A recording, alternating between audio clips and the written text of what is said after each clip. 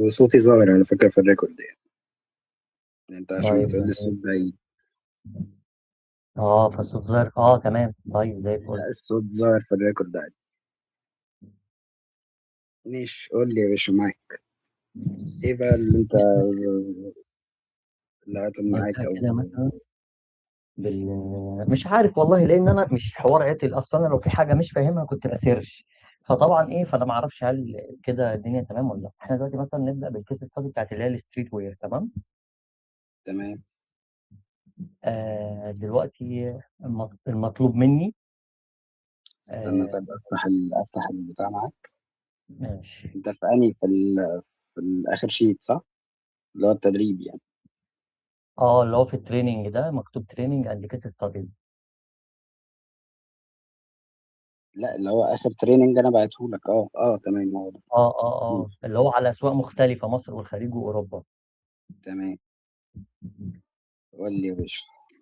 طيب هنا دلوقتي كيس هو في ستادي. الاول بيقول لك هدفك من التدريب ان انت تتعلم تفكر زي البرفورمانس ماركتير، مش مجرد شخص بيشغل اعلانات.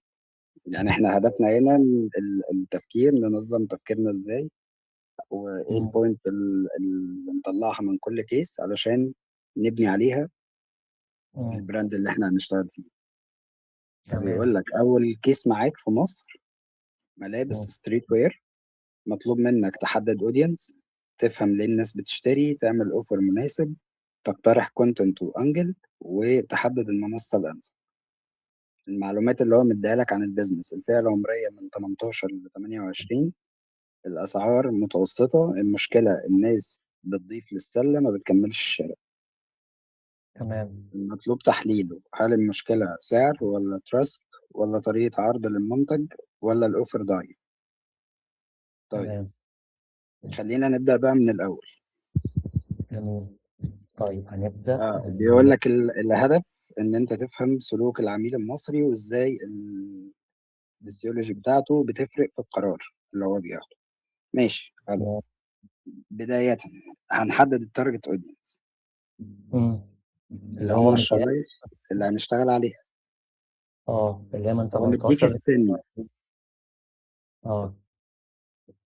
طيب، السن ده الفئة العمرية، ملناش دعوة بيه. جميل. احنا ملابس ستريت وير، مم. يبقى انا كده بخاطب جين زي، جين زي بالظبط. رجالة وستات، لا بالظبط. بنات واولاد يعني. انا كاتب اولاد وبنات، انا كل حاجه كاتبها. حلو. جين زي بخاطبهم من ناحية اللايف ستايل بتاعهم والديزاينز، ولازم ابقى اون ترند معاهم. ايه الترندات اللي هم بيتابعوها، ايه الاماكن اللي بيخرجوا فيها، ايه الحاجات اللي بيحبوها، كل الكلام ده. صح كده.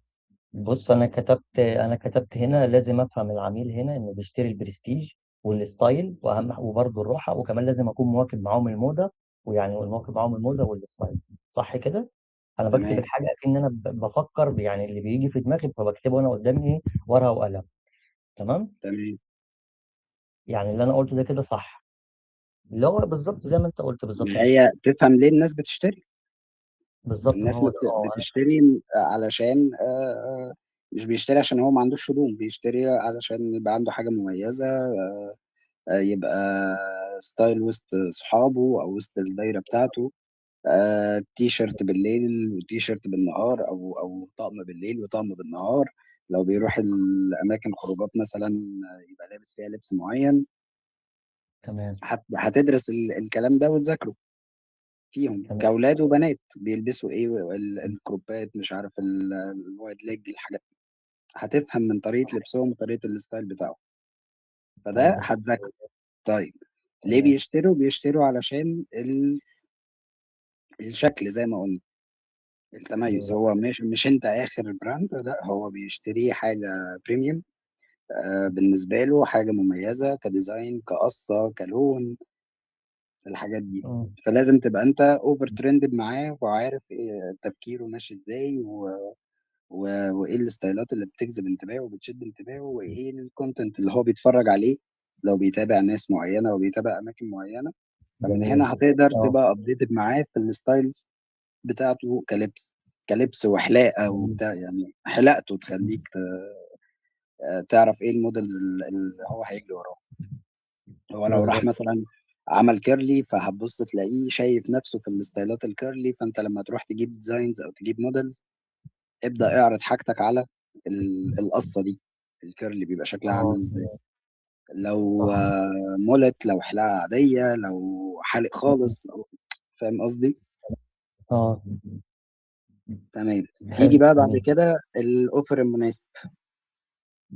الأوفر المناسب تمام. الاوفر المناسب انه مش اشتري اتنين، يعني باي تو جيت وان والحاجات دي هي تمام، مم. ما فيهوش مشكلة. ده مش مستني منك خصم برسنتج. يعني تمام. ده تقول له اشتري قطعتين وخد التالتة، لكن مش اشتري تلاتة وخد خصم مثلا 50%. اه طب هو ده لو أنا مثلا حطيت له كود عادي، كود باسم حد مثلا كده، اللي هي الأكواد اللي هي بتضاف دي. بعد ما يشتري منك تقدر تعمل له كود ريفيل. تمام ماشي. تقدر تعمل ميجا سيل او فلاش سيل، حاجة لمدة ساعة مثلا في اليوم، ساعة معينة. مم. ودي بتلفت اه الانتباه ان انت في جميل. ساعة معينة، اللي هي اللاكي اور، اه هتدخل هتاخد فيها مثلا خصم 90%. حلو ده تمام. فهتبدأ مثلا الناس تسألك طب والله هي بتبقى امتى مم.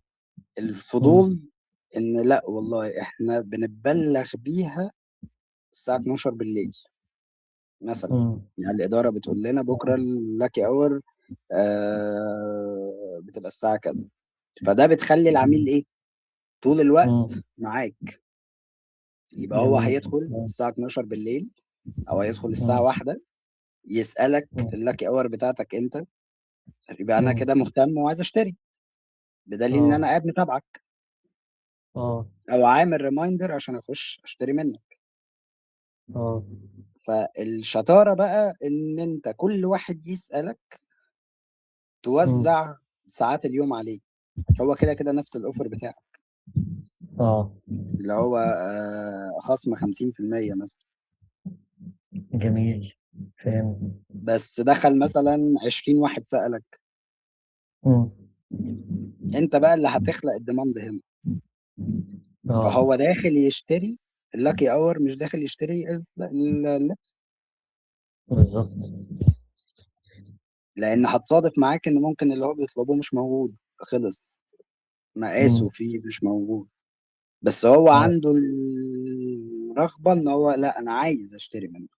حتى لو ما لقيتش ده، طب شوف لي حاجة تانية، طب مش عارفة ايه. فهتعمل انتراكشن معاه تمام. وهتوزع معاك بقى. يعني التلاتة دخلوا سألوا، والله انا بيني وبين نفسي كده اول تلاتة هيدخلوا هقول لهم ان هي الساعة 1 الظهر، اه. والتلاتة اللي بعديهم هقول لهم ان هي 3 العصر، مم. واللي مش عارفة ايه بقى. وهقعد اعمل كده، فهلاقي نفسي طول ال 12 ساعة كل ساعة بقى عندي اوردرز. جميل. حلو ده. طيب، اقترح الكونتنت والانجل اللي انت هتستخدمهم وتشتغل بيهم. زي ما قلنا، هو بيدور على لاكجري او بيدور على ديزاير، ما بيدورش على فكرة ان هو يلبس اي حاجة. مم. انجل التصوير اللي هو تعرض يو جي سي، تعرض حاجات من الاماكن اللي هو بيخرج فيها، اماكن الخروجات بتاعته. اه اه. طب تعرض على موديل شبهه في اه. اللايف ستايل بتاعه، او حالق نفس حلقته، نفس مم. يعني ما يحسش ان انت جايب له حد مثلا من جنوب افريقيا مم. موديل للبراند بتاعك، هو مش شبهي. اه فهمت. يعني في اماكن او في براندات تروح مثلا هو بيعرض لبس عادي، اللوكال براند عادي، اه. ابص مم. الاقيه رايح جايب موديل افريقيه عاملها على الاي اي وعارض عليها مم. اللبس، مم. والتصميم شكله تحفه بس حضرتك الهويه بتفرق. انا لما اشوف اللبس على واحد افريقي ما هو مش شبهي، ايه اللي اه يخليني اشتري منك؟ فهمت. فحتى اختيار الموديل او اختيار البلوجر اللي انت هتشتغل معاه، لا اه. لا، ده لازم تبقى عامل له بوزيشننج، انا ببيع لمين. طب انا عندي استفسار معلش. هو هنا لما بتقولي تقترح كونتنت وانجل، تمام. الكونتنت حاجه، اللي هو المحتوى، والانجل انا هعرض الكونتنت ده ازاي، صح كده؟ اللي هو ايه الميديا الطريقه اللي بتاعته، اه. بنسمعها دلوقتي؟ صح، تمام. طب ايه الفرق ما بين ايه بقى الكرييتيف انجل والكرييتيف انجل؟ يعني ما هي مش هي المفروض ولا ايه؟ ال- الفرق ما بين ايه؟ الكرييتيف بقى، لما يبقى تقول لي تقترح كرييتيف انجل. لا، ما هو كرييتيف انجل يعني هي زاويه. بص، ما تتلخبطش في المصطلحات. احنا عندنا كونتنت ده الكلام او الكابشن. بالظبط، ده انا عارفه، تمام. تمام. ده اللي هو بيتكون من اللي هو احنا قلنا السيكونس بتاعته، اللي هو الهوك مثلا، والديزاير والكول تو وبعد اكشن، كده صح كده؟ الديزاير والكول تو اكشن، ده الكونتنت بتاعك. ده الكونتنت. والانجل انا تمام. هعرض الكلام ده ازاي بقى، اذا كان بقى يو جي سي، اذا لا، كان بوست. الكونتنت مع الكرييتيف الاتنين مع اه. بعض يتحطوا تحت اسم انجل. انا الكونتنت. بصيت للبراند ده، او بصيت للبراند ده. يعني احنا لسه قايلين ايه، انا ممكن اعمل يو جي سي، اه. وممكن اعمل تصوير في جلسة تصوير في الشارع، تمام. وممكن اصور في مكان، جميل. وممكن انا اطلع اتكلم على البراند. جميل. الثلاث انواع دول دي انجلز. مم. دي انجلز، الانواع الثلاثه دول، دي هي الانواع دي، تمام، لا، بتبقى عباره عن الثلاث فيديو يعني. انواع كلهم على بعض، يعني الانواع دي الانجلز، زوايا. انت اه. هتشتغل على اكتر من زاوية لنفس تخدم على البراند. انما جميل. الكونتنت والكرييتيف، مم. الكونتنت ده الكلام او ده الكابشن بتاعي، تمام. والكرييتيف دي الميديا اللي انا بستخدمها. الكرييتيف الميديا ال- نفسها، اللي يعني هي ايه بقى؟ انجل، اه. كرييتيفز انجل او انجلز، المصطلح ده يساوي كونتنت زائد ميديا، ايا يكن ايه نوع الميديا: ديزاين، يو جي سي، فيديو، ريل، فيلم قصير، يعني لينك. يعني اصلا الكونتنت، الكرييتيف انجل دي او الكرييتيف انجل دي، هي بتشمل كل ده، بتشمل هي الكونتنت زائد بز- بالظبط كده. زائد الانجل دي اه. زاوية من زوايا البراند بتشد انتباه عميلك ناحيتها. تمام. طب فالبراند، لحظه لان معلش احنا كده، يعني نفس هكتبها الفكرة. بس. اه. احنا لما قلنا الشرايح بتاعة الجمهور، انت عندك 3 4 شرايح بتشتغل عليهم، هل مش كلهم تمام. جايين على براند واحد؟ اه. بعمل لكل واحد كونتنت، وبعمل له ميديا، سواء فيديو او ديزاين او ايا يكن. تمام. مش ال4 شرايح دول جايين على براند واحد، كل واحد هيشوفه من زاويته. جميل. اه. فهمت المصطلح؟ كل اه. شريحة هتشوف مم. البراند من زاويتها. تمام. فيبقى انا بالنسبة لي انا عامل اكتر من زاوية مم. يبص منها العميل على براند، هو البراند واحد. مم. الزوايا او المنظور هو اللي اختلف على حسب كل شريحة انا بكلمها. جميل. طب معلش، ممكن تقول لي اللي قلتها لي دي، يعني اكتب كونتنت زائد كونتنت كونتنت زائد زائد الميديا او الديزاين. الميديا دي اللي هي ديزاين او ريل، الميديا دي اللي هي او ديزاين اي او. حاجة يعني اي وسائط بتستخدمها بالعربي اهي. اه. تمام. ده دي بيدخل ايه بقى؟ بتساوي انجل. بتساوي انجل. ده معنى كلمة انجل. تمام، يعني كونتنت والميديا معاها. طيب بالظبط. كرييتيف انجل. ما هي الكرييتيف انجل. هي الكرييتيف انجل. اه، اصل انا فاكر هي يعني. كرييتيف دي جاية من ايه؟ من ابداع. اه.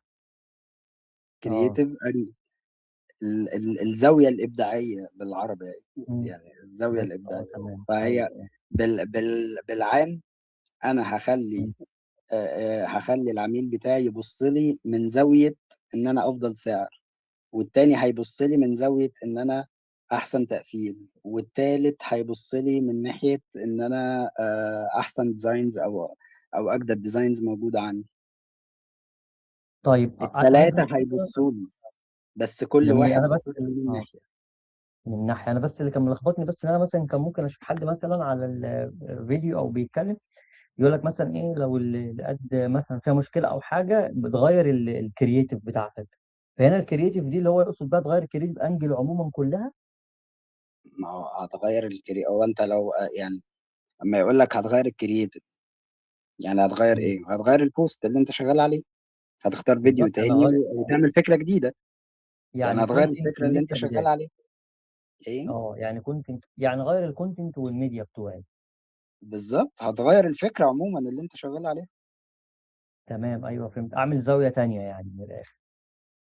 هتعمل فكرة جديدة تشتغل عليها وتشوفها هتجيبها مع الناس ولا لا. الفكرة دي تمام. هدفها ايه؟ مم. هدفها ان هي تخلي الناس تشوفك. طب الناس تمام. ما شافتكش من الكرييتيف الاولاني، وليكن مثلا انت كنت مم. بتتكلم على ان انت افضل سعر، فلقيت جميل، اعمل الدنيا مش افضل الطف تقفيل حاجة، بقى. فرحت مغير الفكرة ورحت عامل ديزاينز جديدة ومنزل اوفر مثلا خصم 50%، او عملت اي اوفر يعني، ورحت اه. منزل الفيديو ومنزل الكونتنت واشتغلت عليه. مم. كده انت ايوه فهمت. غيرت فكرة، اللي هو اه الكرييتيف. جميل، تمام ماشي. تمام كده. طب هل ده تمام.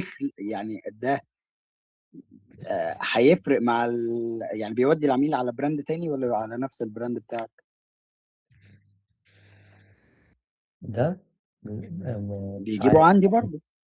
هيجيبوا عندي برضو، مفيش مشكلة.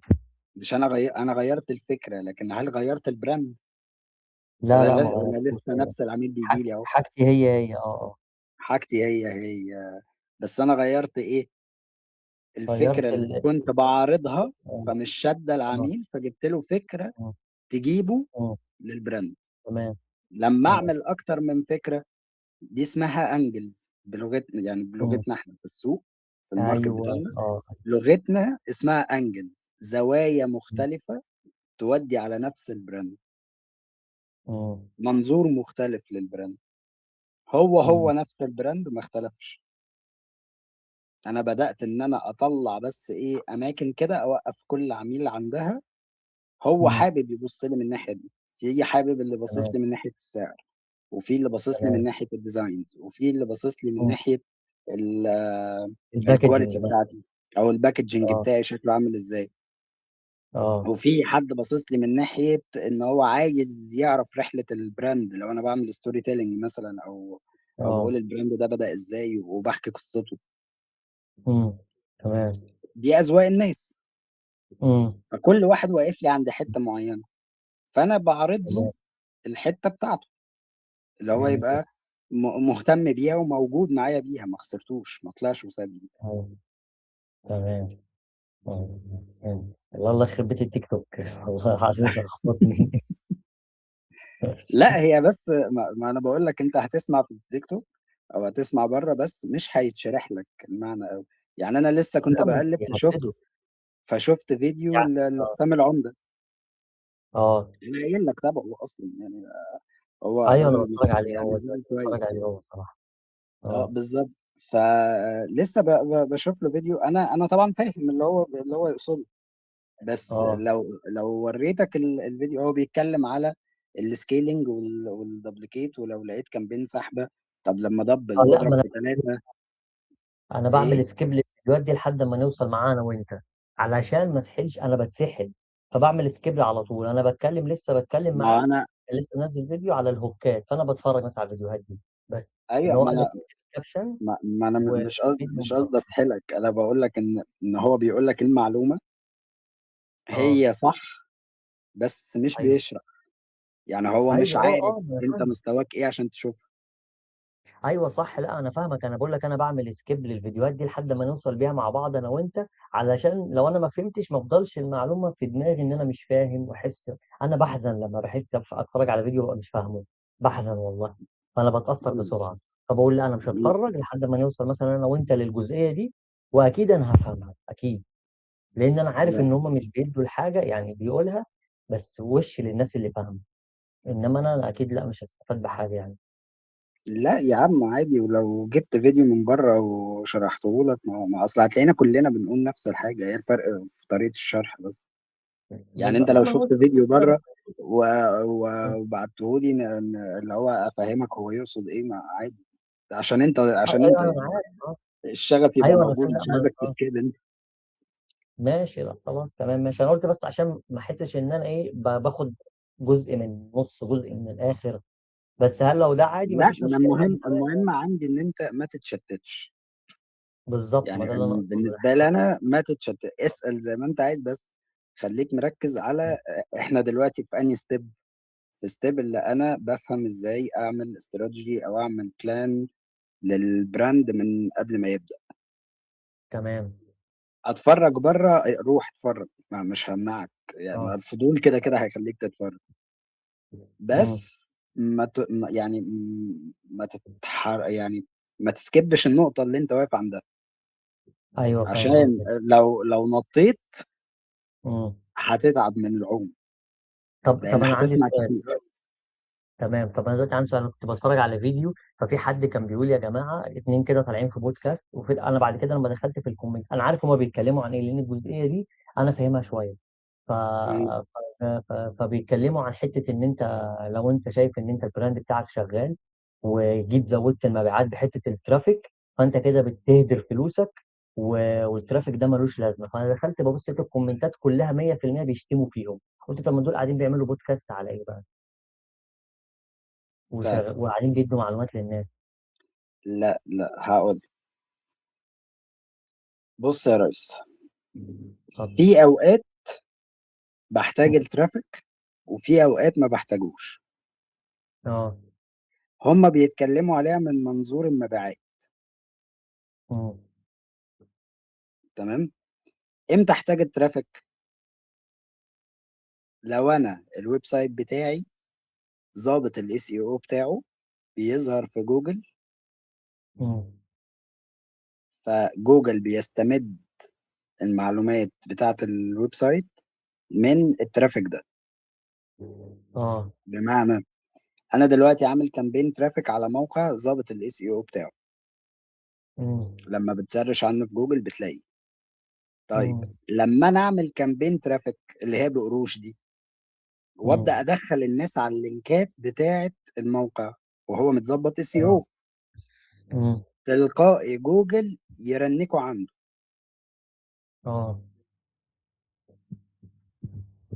تاني، جوجل حتى لو انت مش حاطط يعني مش حاطط جوجل تاج مانجر، ولا حاطط جوجل اناليتكس، ولا بتقيس اي حاجه تخص جوجل، مم. جوجل بيرنك كل اللينكات اللي موجوده عنده، كل المواقع، كل المدونات، اي موقع بتلاقيه في السيرش عند جوجل ده بيترنك. تمام. بياخد الرانك بناء على ايه؟ بناء على لما انت كتبت السيرش وانا ظهرته لك، دخلت عليه اه. ولا لا؟ اه. دخلت عليه ولا لا؟ دي حاجه. اه. طب انا لو لا، دخلت عليه لما كتير دخلت هيخلوا لي في الاول مثلا. ايه؟ لو انا كده دخلت عليه كتير مثلا، اول ما اكتب حرف يخلوا لي في الاول يرنكوا، اللي هو لا يخليه على طول في السيرش في لا، الاول. لو انت دخلت تسرش مثلا على اي خدمه او اي حاجه على تمام. جوجل، اه. فهو طلع لك لينك لنتائج البحث، مم. تمام. فالعنوان شدك، مم. دخلت على اللينك. ادي اول حاجه. كم واحد بيعمل مم. زيك؟ يعني مم. كم واحد لما انا بظهر له اللينك ده بيخشوا عليه مم. مقارنه باللينكات التانية؟ فهنقول كتير مثلا. ان مثلا كتير. اه. فكده هو خد اول تصنيف من جوجل. مم. يبدا ان هو يرتبه في النتائج ان هو يبقى في الاول. ولو بالظبط. نزلت اه. تحت في اخر السيرش هتلاقي السيرش بتاعك فاتح لحد 10 بيجز. اه. يعني انت عندك نتائج ل 10 بيجات في جوجل. اه. التوبات ايوه. فين؟ في اول واحده، اول واحده او مم. اول اتنين بالكتير. مم. الترنيك بتاعهم بقى، كم واحد دخل لما شاف اللينك ده، وقعد مم. جوه اللينك قد ايه. تمام. مم. وبعد ما طلع منه هل احتاج ان هو يخش على لينك تاني تكميلي ولا لا؟ اه. يعني انت لقيت اللينك، دخلت عليه، قعدت مدتك، خرجت من جوجل خالص، انت كده مم. رنكت اللينك ده عند جوجل ان هو مفيد. اللي انت تمام. بتدور عليه لقيته في اللينك ده، ودخلت وقضيت مدة طبيعية جدا ان انت بتبراوز فيه، وبعد ما اه. خلصت لقيت الإجابة اللي بتدور عليها فخرجت. الخطوات مم. دي انت كعبد الرحمن مش مم. حاططها في دماغك اصلا، اللي هو خلاص انا كنت بدور على حاجة ولقيتها. تمام. بالنسبة لجوجل مش حاجة ولقيتها، بالنسبة لجوجل ده رانك انت بتديه للموقع ده. تمام. لو 1000 واحد عملوا زي عبد الرحمن يبقى الموقع ده مصدر هيترنك بقى. موثوق، فابدا ان اه. انا احطه واعدل ترتيبه في النتائج. مم. فهمت. فتعالى بقى خد اللينك ده او الموقع ده وانت عايز ترنكه، مم. فظبطت الدنيا فيه كاي سي او، وابتديت ان انت تشتغل عليه ترافيك. طب كل عندي الترافيك استفسار. اللي انت بترميه. قول. هو دلوقتي مثلا انا عشان مثلا اعمل ادز، هو في ادز على جوجل نفسها؟ يعني ان انا لا، مثلا او ايه؟ في ايه؟ ادز على جوجل نفسها ترافيك، تمام. اه. بس انت مش ماشي. محتاجها. ما هي دي وانا مش الجزئيه محتاجها. بتاعت الفيديو، انا برد عليك في سياق الفيديو. اه. طب هل هو مثلا يعني هيحط اللينك على ميتا مثلا، على فيسبوك، فالناس بتخش عليه، فده برضو بيبقى من ضمن امم الحاجات اللي بترنكه، ولا ده ملوش دعوة؟ لا بالظبط، ده من ضمن الحاجات اللي بترنك. تمام بالظبط. انا اصلا قلت ازاي الناس اصلا هو يعمل يعني كامبين ترافيك ويبقى ليه علاقة بالويب سايت فهمت. ما يعني هي هو لو بقى اتحط عادي قصه، على ما الفيسبوك. انا اه. ما انا هرجع لك اهو بقى للفيديو بتاعه. اه. هو بيتكلم من منظور المبيعات. امم. يعني انت لو شغال هدفك مبيعات من على السايت، امم. وتروح تشتغل ترافيك على نفس الجمهور اللي انت امم. شغال بيه مبيعات عادي، اه. واصرف زي ما تصرف، الترافيك ده ما يجيبلكش بيعة. اه. الترافيك ده ما يجيبلكش بيعة. امم. كان بين المسجات او كان بين يعني او حتى لو مش عاملها لو عاملها لينك كليك او عاملها لاندنج بيج فيو، كل ده امم. من منظور اه. المبيعات ما يجيبش مبيعات. تمام. فهو في البودكاست فهمت. بيقول لك ايه؟ احنا شغالين كامبين مبيعات، امم. فالناس اللي بتعمل اعلانات ترافيك دي زيرو امم. ريزلت. هو اه. صح من ناحية المبيعات، هي زيرو ريزلت، مش هتجيب ولا بيع. اه. فما تصرفش فيها فلوسك وتبقى امم. حاطط في دماغك هي الناس دي كلها دخلت السايت مفيش بيعة جت منهم. امم. لكن لو انت عايز ترنك على جوجل وعايز الويب سايت وعايز بعد كده تاخد بوزيشننج على جوجل، امم. روح اظبط الويب سايت بتاعك اي سي او، امم. وابدأ غذيه بالمعلومات والداتا امم. الكافية الوافية الشافية، كل الحاجات دي، هو وخلي معلش، جوجل يقرا. اغذيه معلومات بمعنى ايه؟ ان انا يعني الويب سايت يعني احط فيه فيتشرز يعني وكده؟ يعني يا باشا تعمل تتكلم على البراند بتاعك، امم. تتكلم على الخامات اللي بتستخدمها، والخامات امم. دي بتتجاب منين، وتحط محتوى تعليمي للخامات دي، امم. وتبدأ اه. تحط كل كل يو ار ال. اي برودكت انت بترفعه لازم تظبط الكاتيجوري بتاعه بالظبط، واليو ار اه. ال بتاعك هيبقى طالع شكله عامل ايه بالظبط، اه. وتكستمايز الموضوع اه. علشان اللينك يتعلم عند جوجل ما يبقاش جنرال. تمام. طب ده انا بعمله ازاي؟ بعمله على برضه على الفيسبوك مثلا؟ لا، ده صح. بتعمل ده شغل ويب سايت. ده شغل ويب سايت. ده شغل ويب سايت. اه لا مش فاهمني. انا قلت، انا بقول يعني اللي اقصده مثلا دلوقتي لما اجي اطلع اتكلم عن الحاجه بتاعتي بتكلم بيها على الفيسبوك عادي، صح؟ وبضيف اللينك لا، مثلا. في السايت نفسه. بتكلم في السايت نفسه. تكتب مقالات في السايت نفسه، اه بكتب مقالات، تمام. تعمل فهمت. صفحة تعمل مدونة كده ليك، بيج كده زيادة على السايت، تتكلم فيها عن اه. الخامات اللي بتستخدمها، تتكلم فيها عن الصناعة، تتكلم بيها عن الديزاينز بتاعتك، بتعملها امم. ازاي وبتجيبها منين. امم. فاهم تمام. قصدي؟ اه. فكل المقالات اللي انت بتكتبها دي امم. بيبدأ جوجل يارشفها. تمام. فلو حد داخل بيسأل سؤال ليه علاقة بتوبيك انت كاتبه في السايت، امم. هيظهرها له. تمام، يعني مثلا في السايت زي مثلا حاجه زي الاباوت مثلا، وبكتب فيها الكلام ده لا، about ده انت بتتكلم عنك انت. عن انا، اللي هو مثلا انا بدات امتى او الكلام ده، صح؟ هسهلها لك. عارف موضوع المدونات، المنتدى يعني ده ولا ايه؟ المنتديات والحاجات دي؟ اه عارفها اه. بتلاقي في المنتديات ايه، الناس مثلا داخله بتتكلم، يعني هتلاقي اكتريتها مثلا في اللي هي الاحكام بتاعت الشريعه يعني. اكتب اه. كده سؤال على جوجل، هل مثلا القروض حرام، او حد الزنا، او اي حاجه ليها علاقه بالشرع، هتلاقي في اه. منتديات طلعت لك عباره عن اه. اسئله واجوبه. اه. لما تدخلها جوه تلاقي اسئله واجوبه. امم. بتترنك تمام. ازاي؟ دي مدونه، الناس بتدخل مثلا تسال سؤال، فالناس بتبدا امم. ترد عليها، فاللي اه. مسؤول عن المنتدى دوت او المدونه دي شيخ، شاف السؤال امم. فبيكتب الاجابه. تمام فهمت. تمام. طب اتسال سؤال تاني، نفس القصه. اه. لما انت تخش مثلا تدور وتلاقي اول منتدى، فانت دخلت عليه، لقيت الإجابة، ولقيت ناس كاتبة تعليقات على الإجابة، ولقيت ناس كاتبة أسئلة تانية، وفي رد، وفي كل ده ريليتد مم. للسؤال اللي أنت سألته. تمام اه فهمت. تمام. فطول ما أنت امم. قاعد جوه السايت، بالنسبة لجوجل إيه؟ امم. امم. السايت مفيد انا بالنسبة دلوقتي. لك. اه ايوه. فكل اللي بيسرشوا حاجات ريليتد للي أنت دخلت عليه ده امم. بيعملوا نفس القصة. فهاخد اللينك ده أغير ترتيبه، بدل ما يبقى التالت يبقى التاني مثلا، امم. تمام.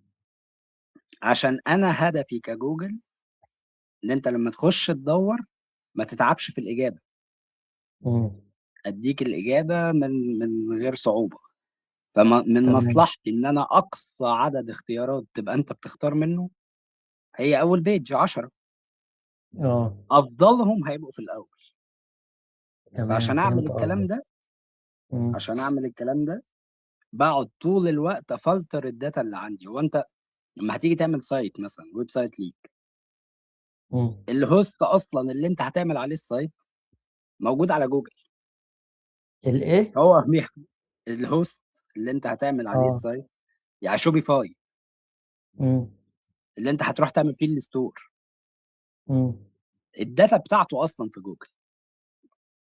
تمام فانت رايح فهمت تاخد قصدك. منه سب دومين. امم. جو دادي اللي هيديك اصلا الهوست، او وهيديك ال- الدومين بتاعك، ما هو اه. معمول اصلا على جوجل، هو اوريدي موجود في جوجل. فكل تمام. الداتا اللي فيه متخزنه عند جوجل. اه فهمت. فاهمني؟ فسواء انت عملت اعلانات على السوشيال ميديا او ما عملتش، هو كده كده السايت موجود في جوجل. القصه اه. بقى في ان انت عايز ترنكه لجوجل، او امم. مهتم بجزئيه جوجل ولا لا.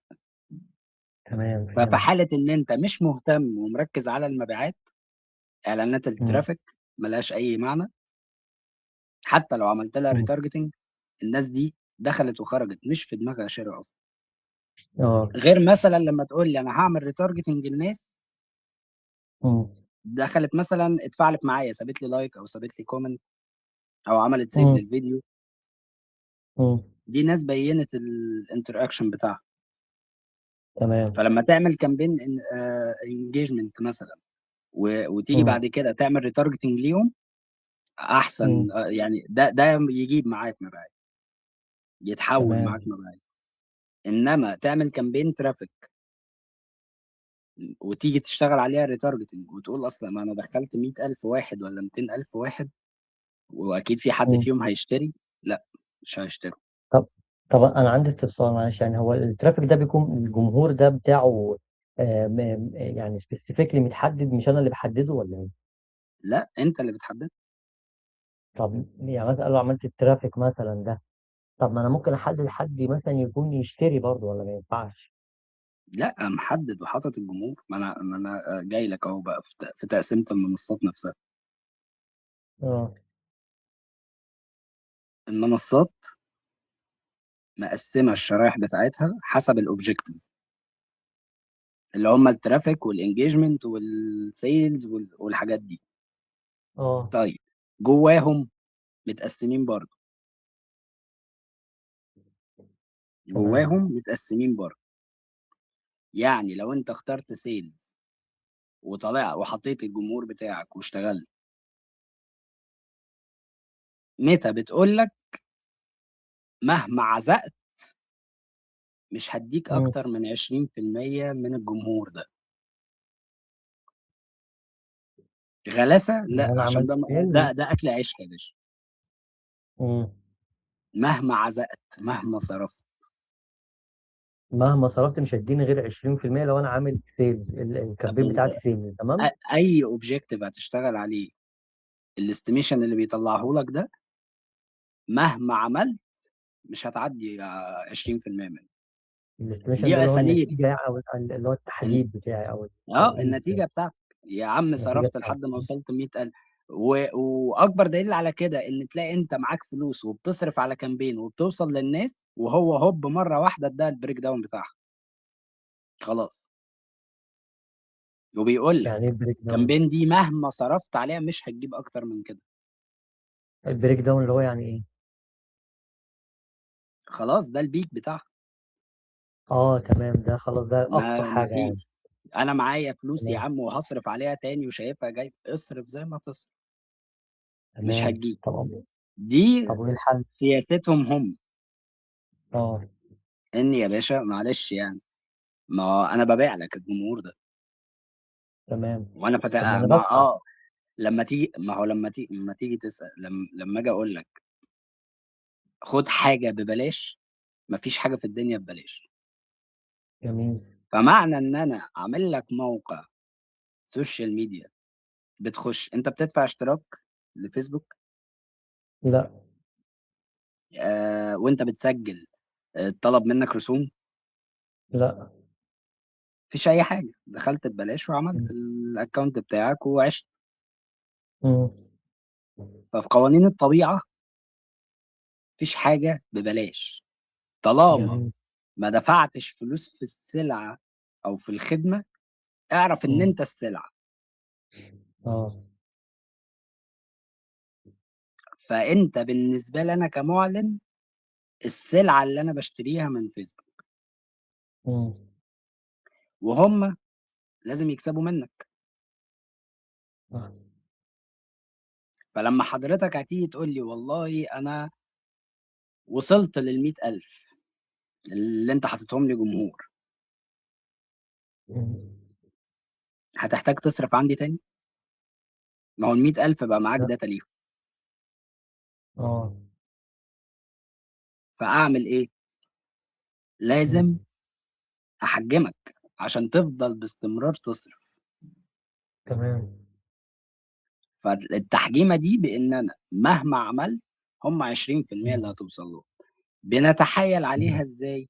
بان احنا بنعمل استراكشرات في مم. الاعلانات عندنا، ان انا مم. اخد ال 20% اللي هستفيد منهم بس مم.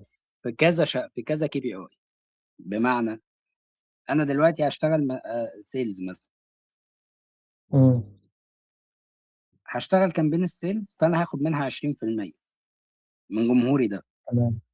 اه. ورحت عملت كامبين بنفس الجمهور بس شغلتها انجيجمنت، اه. فخدت 20% من جمهوري في الانجيجمنت. مم. اه. ورحت شغلتها فيديو فيوز، لو انا عندي رحت فيديوهات، شغلت. اه تمام. تمام.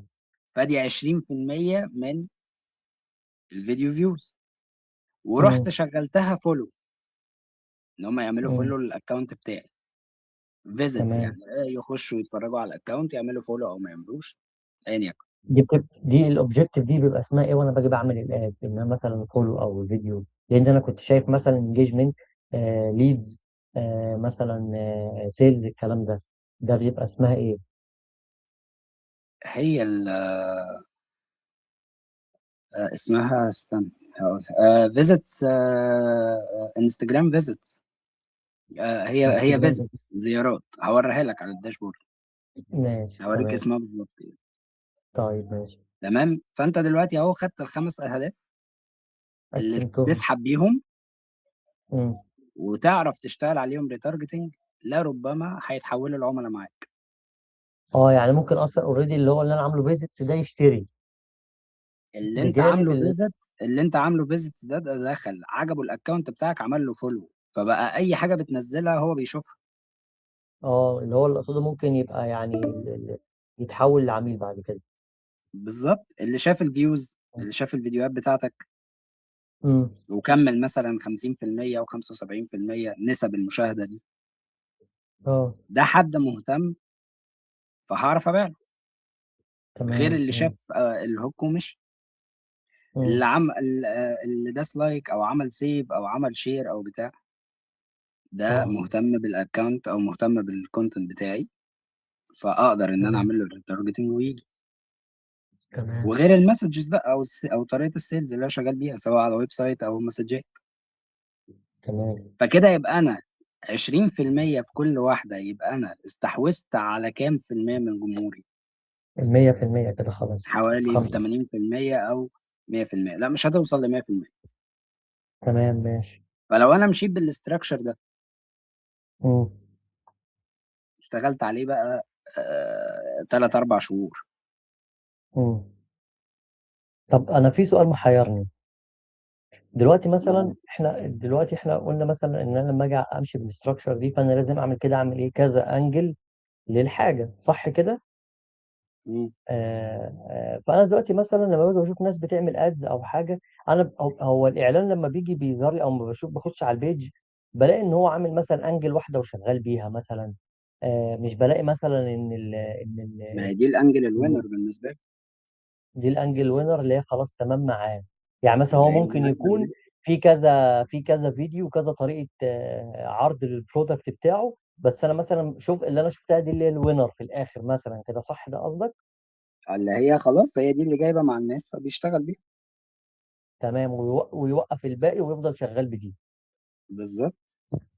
تمام ماشي. فاهم؟ فالناس مش غلط، هي الناس ما بتاخدش سياق الكلام كامل، ولا يعني انت رحت اتفرجت على فيديو البودكاست، اتفرج على مم. البودكاست من اوله هتفهم هم ايه اللي خلاهم يقولوا ده. اه واصلا فهمت. معظم البودكاست او معظم الريلز اللي انت بتشوفها دي بيتقطع منها الاجزاء اللي تعمل جدل. ايوه اه. اصل هي الناس داخله في الكومنتات بتقول انا عملت ترافيك وجبت مبيعات، دي حوالي 90% من الناس قالت كده في الكومنتات. استحاله. انا مش عارف. اه. ابصم لك لو عليها لقيته بالعشرة. لو لو لقيته هبقى ابعته لك كده. بس الصراحه العيال دي لا انا بتستفزني، في ناس بغض النظر على اللي هم قالوه، بس يعني انا اه. ابصم لك بالعشرة ان حد اشتغل كامبين ترافيك. اصل انت عارف كامبين الترافيك دي تكلفتها كام؟ كام؟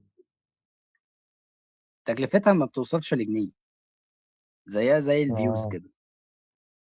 ايوه فهمت. فيقول لي انت طب جبت دي مثلا مبيعات، يعني طب يعني معلش، يعني انت انصح من اللي عمل اللعبه. ايوه فهمت قصدك. طب انا عندي استفسار. هو كامبين الترافيك دي تنفع طبعا لو واحد مثلا يبدا، مش طبعا انا بسال عادي، لو ينفع لو واحد لسه بادئ البيج بتاعته مثلا وبيعملها عشان يزود عدد الفولورز والكلام ده؟ بيشتغل فيزيتس، فيزيتس فيو. فيزيتس مش اه ترافيك يعني. بيشتغل فيزيتس على الفيسبوك بيج والانستجرام، بس ما اه. بيعملوش فولو صريح، هم يخشوا. كان اه. الاول اعلانات بيج لايكس عادي، كل اللي يشوف مش مم. ظاهر له غير زرار اللايك يدوس عليه. دلوقتي اه. خلوا الموضوع اوبشنال للكلاينت. انا ان هعرض هو لك لا. الاكونت، دخلت مم. عجبك محتواه اعمل له لايك او تابعه انت يعني. ما اه هو عجبكش، كده. اه. انا هعد ايه، هعد زيارات. يعني هقول لك ان في اه. 500 واحد دخلوا، بس اه مش فهمت. شرط ان انت تلاقي 500 فولو. تمام. كان الاول الموضوع مباشر، لا هتدوس لايك. مم. ليه؟ لان هم دلوقتي بالنسبه لهم هم عايزين يهتموا بحته الكونتنت، لان بقى في منصات بتنافسهم، منصات اه. زي تيك توك، ومنصات زي طبعا سناب شات. مم. فهم عايزين يرفعوا من ناحيه الكواليتي بتاع الكونتنت اللي بينزل على المنصه، وما اه. تبقاش موضوع الفيك كتير. مم. يعني الاكونتات الفيك والحاجات دي ما تبقاش كتير. اه. فسابوا الموضوع اوبشنال، لان والله ادخل عجبك الكونتنت ده اعمل له فولو بنفسك. انا مم. كمنصه مش هدوس لك، يعني مش هديك الاختيار اللي انت تعمل فولو بس. مم. فده خلى الناس تهتم بفكره الكونتنت، ان انا محتاج اعمل حاجه فعلا الناس هتتابعها و... وتبقى مهتمه بيها علشان تعمل لي مم. فولو. او روح بقى اشتريهم من بره، يعني روح اشتريهم سيرفرات من بره بقى. ده كده يبقى انت بتضحك على نفسك او بتعمل شكل اكونت وخلاص. ايوه. وفي ناس بتعملها في الاول علشان يختصر وقت، مم. وبعد كده وهل ده مضر؟ لا. معظم البراندات بتعملها، مم. بيبقى لسه فاتح من اسبوع. بس هي الفكره في ان يعني تحبك الحدوته. ايوه يعني فهمت، خلاص بس طالما ده مش احنا مضر هنعمل على ده. الاكونت حاجه. لا لا لا اه. مش مضر. طالما هنعمل ده فاحبك الحدوته. يعني ما ينفعش براند لسه انا اول مره اشوفك وما سمعتش عنك قبل كده، اخش اخبط مم. الاقي ايه، البيج 400,000. هو انت جيت امتى يا ابني؟ مم. علشان ده لسه شايفه. ايوه. اه. فباين قوي ان انت مفيكهم يعني. فهمت. لكن لما اعمل مثلا زياده 5000 واظهر لك الاعلان فتبقى انت شفته مره، وابتدي اشتغل مم. اعلاناتي عادي، فتدخل بعد 3 اه. 4 ايام تلاقيه بقى 10,000 او تلاقيه 20,000. منطقي. مم. الراجل تمام ظهر فهمت. لي اعلان ودخلت كان 5000. الراجل بيصرف يا مم. سيدي اعلانات، مم. فمبلوعه شويه. لكن ما مم. ظهرش للناس كده اول مره صفحه 2 3 مليون. ايوه فهمت قصدك، تمام. ماشي زي الفل. مفيش. ايه تاني مم. عندنا في الكيس؟ احنا بص، هو عشان الكيس فاضل ستادي. 9 دقايق فهبعت لك لينك تاني. انا قلت لك دي مشكلته بقى. لا لا، عادي عادي تمام. خلاص نفصل من دلوقتي على طول بقى، ونخش على الكيس ماشي. بعديها. ايه؟ بقول لك نفصل دلوقتي ونخش على الكيس، كيس ستادي اللي نكملها، صح كده ولا ايه؟ ماشي، ما هو ايه اللي فاضل في الكيس كده؟ في الكيس انا واقف لك فاضل يعني ممكن الكونت نخلصها، اللي. لسه قدامنا 8 دقايق. ماشي. طيب انا هنا الكونت قال لك بالنسبه بقى للستوري. اختار او حدد المنصه الانسب، ميتا ولا تيك توك؟ ميتا دي اللي هي فيسبوك وانستجرام، ولا تيك توك؟ تمام. طالما هتشتغل على الستريت وير او هتشتغل على جين زي، يبقى تيك توك دول مهم صح؟ تيك توك وانستجرام. تيك توك وانستغرام، تيك توك فيسبوك، وانستغرام. تمام. فيسبوك مش اللي هرمي عليه بلك فلوس، يعني ما احرقش تمام. عليه فلوس في الفئة دي. مم. اركز في انستجرام واحرق فيها فلوس. طيب انا لما جيت عملت التيك توك مثلا واجي اعمل مثلا الهوك والكلام ده تمام. انا كتبت ان انا يعني ببتدي ان انا بعمل بعمل يو جي سي في حته بقى ان انا لما اجي اعمل الكونتنت كده صح؟ لان طبعا انا هعمل هيبقى احسن للجين زي، ولا ايه رايك؟ على حسب بقى، ما انت هتختار اكتر من زاوية. يعني هتطلع تمام. اكتر من انا فكرة انا تشتغل عليها وتعرض وتشوف انهي عاجبة او شادة الناس. المهم تمام. ان انا انت تبقى اتكلمت محدد الشرايح اللي انا هروح لها. الشريحة دي تمام. بتدور على ايه؟ خروجاتها فين؟ الناس اللي بتحب السفر، الناس اللي بتحب التمشية هنا في مم. البلد، اللي بيحب يسهر، اللي بيحب يروح مم. نادي بيقضي يومه اه. هناك. مم. فاهم يعني حسب الشرايح اللي انت عاملها هتبدأ تعمل الافكار بتاعتك وتطلع جميل. بيها وتشوف. مم. وممكن تعمل للفكرة الواحدة تعمل لها كرييتيف وكنيك حسب الافكار اللي تمام. هتطلع عندك وقتها. مم. لكن البيز بتاعك ان انت عارف شرايحك، مش طالع في العموم تمام. كده. طب معلش، هو مثلا دلوقتي هو هنا هو كده كده اوريدي لازم طبعا على التيك توك لازم يبقى كده في فيديوز، والانستجرام لازم يبقى في ريلز يعني وفيديوز، صح؟ ده كده شيء مهم. تمام. فانا دلوقتي مثلا هو الكونتنت كريتور، هو انا بديله الفكره عموما، وهو اللي بيبدا ان هو يطبق حاجه زي كده، صح؟ هو اللي بيبدأ يشتغل عليها اه. تمام. وانا بديله المجمل عموما او لا، الهيد عباره عن بتوصل ايه. له الفيجن. بتوصل له الفيجن مم. عموما، البراند بتاعنا اه. هيمشي ازاي، لان انت بتعمل بلان كامله. اه. مم. وتبدا تحط الافكار اللي انت شايفها، فيبدا هو ياخدها منك تمام. يشتغل عليها. مم. تمام، فهمت. انت بتبقى الليدر. مم. تحت ايدك كونتنت، تحت ايدك مونتير، تحت ايدك فوتوغرافر، تحت ايدك سوشيال مم. ميديا سبيشاليست اللي هو اللي بيببلش تمام. وسكادولينج والكلام ده، وتحت ايدك الميديا مم. باير، او لو انت اه. بتعمل شغل الميديا باير. الاربعه دول اه. انت الليدر عليهم، فانت بتعمل يعني. الفيجن كامله للبراند. اه. مم. وتبدا تقعد مع كل واحد تقول له احنا البلان بتاعتنا دي، او هنمشي مم. هنمشي البلان بالشكل ده. مم. فانت محتاج منك في حتتك كذا، مم. ومحتاج منك كمونتير كذا، ومحتاج مم. منك كميديا باير كذا، طب وتشرح معلش، البلان هو مش ليهم المفروض كلهم. انا ابقى برضو شغل الميديا باير ده بتاعي انا، مش المفروض ولا ايه برضو؟ والله لو يعني لو ما فيش ميديا باير اه. فانت بتعمله. جميل. طب هو الميديا باير هيعمل ايه؟ يعني مش الميديا باير هو اللي بيعمل ببلش للاعلانات ولا ايه؟ مع الميديا باير هو اللي بيعمل ببلش للاعلانات. بس احنا بنتكلم طب ان كيس ان انت شغال في مكان فيه 15 20 اكونت، تمام. اه. وانت مطالب منك فانل زي دي. تمام. فتسهيلا عليك هنجيب لك واحد ميديا باير يعزق. اه. ده تمام، راجل فهمت قصدي. وظيفته ان هو يشغل الاعلانات، وده راجل وظيفته ان هو جميل. يقعد يعمل الكونتنت، وده راجل طب بيمونتير، وده راجل طب بيعمل ديزاين. طب ومعلش، والبتاع اللي هو السوشيال ميديا سبيشاليست ده بيعمل ايه؟ ده اللي بيعمل السكادولينج للبوستات، بينزل البوستز وال اه. يعني الميديا والكونتنت باير على هو اللي السوشيال ميديا. يعني الميديا باير لو موجود هو اللي بيحط المعلومات، يعني هو اللي بيتارجت، اللي بيحط بقى التارجت اودينس، بيحط ما هو الكونتنت. خلاص هو فهم انت فهمته البلان بتاعتك. اه، فلما فهو هيجي بيطبقها يطبق والتاني.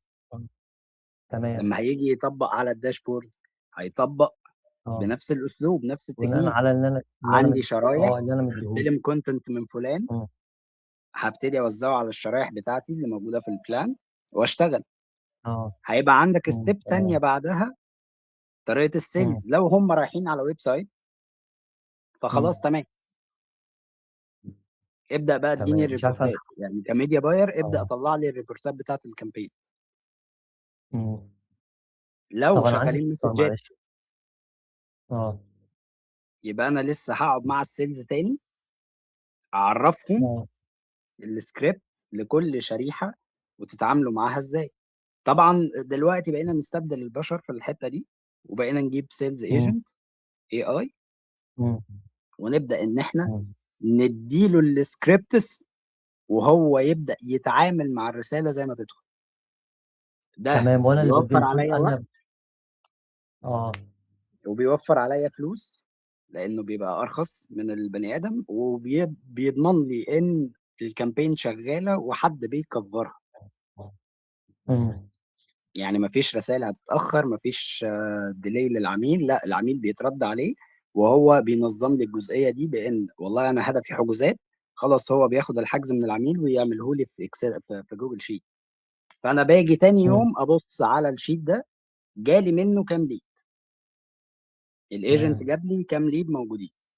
ابدا بقى ان انا مم. اشتغل عليهم كولز، لو هي اوردرات فببدا ان انا اعمل عمليه تاكيد الاوردرات وادخل في الاوبريشن بتاعي.